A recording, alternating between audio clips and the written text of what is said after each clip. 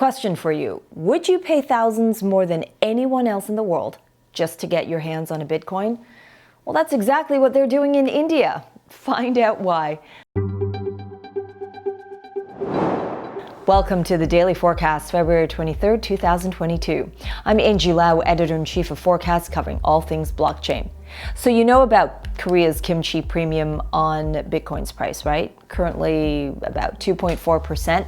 It's already well known in the crypto world, but actually buyers in India face paying more than double that. We're going to take a look at why and a whole lot more coming up. Let's get you up to speed from Asia to the world. Join thousands of NFT traders who already start their day on CryptoSlam. Here's what's happening around Asia today. First up, a Chinese court has reiterated the stance that the law in China cannot cover crypto losses. A group had been accused of deleting private keys for the cryptocurrency Xin, which led to the plaintiffs suffering a loss of $1.9 million US. However, the High Court in the southeastern province of Guangdong ruled that Xin does not carry the legitimacy of a fiat currency, and related investment activities are not protected by law. So investors can kiss their losses goodbye. That echoes an August ruling in the eastern province of Shandong that cryptocurrency trading and investing is not protected by law. For China, these rulings could be far more effective than the laws that actually ban crypto activity itself, which probably is the point here. Staying in China, tech giant Alibaba is offering NFTs as rewards in its first blockchain game. Powered by Alibaba's Antchain, Ant Adventure takes players through a series of quizzes designed to educate the public on fraud. The points that players earn can then be traded for NFTs, which are viewable on the Antchain NFT market. However, they can't be transferred to anyone else before a 180-day period. Why? Well, that's because Alibaba set a time threshold for transfers to prevent what it calls malicious hype, after criticism that appeared in state media over NFT speculation. Still, it seems that China cannot get enough of NFTs despite those warnings. Question is, who will make the next move? It could very well define the industry for China. You can find those stories and more at forecast.news.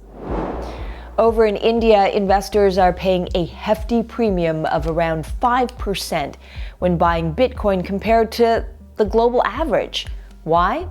Forecast's Pradeepta Mukherjee searches for answers with this report filed from Calcutta, India. As of Wednesday morning, Asia time, Bitcoin was trading at around 2,970,000 Indian rupees or $39,800 US on India's Wazirx exchange. Now, that's a premium of 5.6% on Bitcoin's global price, according to CoinMarketCap of $37,759 US. And that extra cost comes amid regulatory uncertainty in the country, as while fears of a ban were initially dispelled by the announcement of a 30% tax on crypto income, the Reserve Bank of India's governor and deputy governor have since repeatedly warned against crypto and called for an outright ban. But despite those concerns, Indian investors have not been put off, with one expert telling Forecast that people are paying the premium as supply and demand is an issue.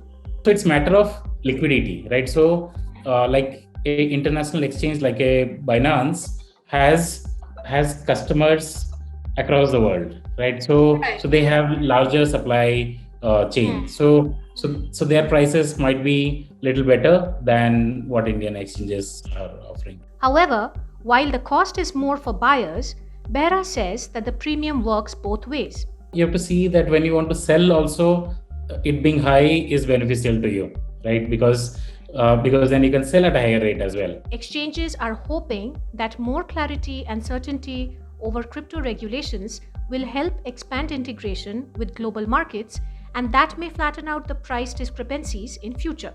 For Forecast, I am Pradeepta Mukherjee in Kolkata, India. Well, disputes over authenticity, trademarks, and proof of ownership, well, they're piling up when it comes to NFTs. A bit ironic given non-fungible tokens are actually supposed to be unique and not able to copy. So what's going on here? Duke Liu, executive chairman of Spores Network, a GameFi metaverse publisher, incubator, and launchpad, joins us to help shed light on the situation. Good to have you with us, Duke. Don't copyright me. I think that's really what everybody's talking about right now. Yeah, exactly. Well, let's kick off with Larva Labs, creators of the uber popular CryptoPunks. You know, the firm scrapped the first edition of Punks. We all know that, minted in 2017 due to a glitch.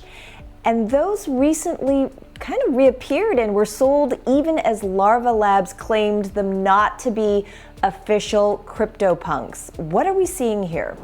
So I think the legality is pretty clear. When the owner of the item disavows it as a product, then it's disavowed as a product.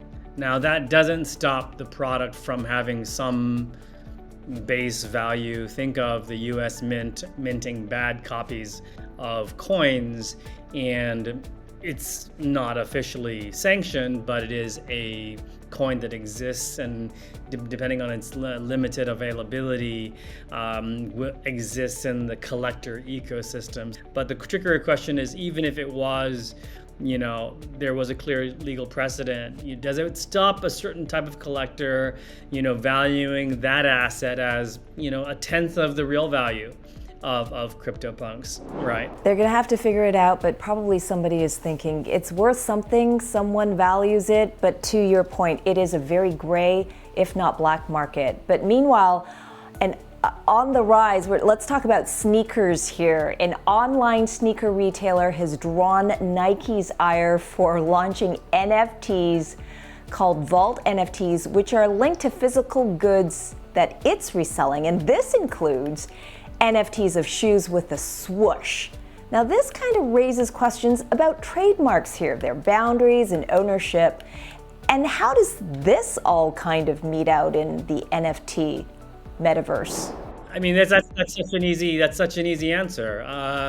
Infringe, right? I mean, there's no, it's not even gray. I think it's pretty much black and white. Actually, we looked into this pretty specifically because of Artifact. Artifact originally, one of their first shoes was basically an Air Force One silhouette. So I have actually friends in the shoe manufacturing industry, and we asked this very, very specifically, and they said actually you're allowed to reproduce iconic silhouettes. The brand doesn't own the silhouette of Air Force One. However, when you toss a swoosh on it, you definitely have a problem, right? This is just so obvious to me. So that guy's gonna get in deep trouble. It's enforcement time, and Nike is a force to be reckoned with, swoosh or not. Okay, let's talk about NFTs. They're all about being authentic, as you know, we've been talking about this, being able to have irrefutable proof of ownership. But when it comes to artists recreating their impression of famous brands, what's the end game here? Case in point, the American artist in hot water over his digital versions of the Birkin bags. So again, I'm not going to be a lawyer here, but generally the key phrase is artistic representation, right? So if he gets sued and has to go to court, however long that takes to happen, he has to demonstrate that it is an artistic representation of the Birkin bag rather than a cop of the actual Birkin bag. This is going back to traditional art in the Warhol days. Campbell's soup and images of iconic images, photographic images of celebrities that have been redone. We live in a pretty challenging era for that. Can he prove that it is an artistic representation right? An interpretation, rather, not a representation, a true interpretation of the Birkin bag, then he's allowed to sell it for whatever value that he thinks he can sell it for. And a legal disclaimer, neither one of us are lawyers here, but this was truly a fascinating conversation because this is the brave new world of NFTs. Duke, always a pleasure. And that's the Daily Forecast from our team right here in Asia. Hit like, hit subscribe, hit that alert button. You know we appreciate it. For more, visit forecast.news. I'm Editor-in-Chief Angie Lau. Until the next time.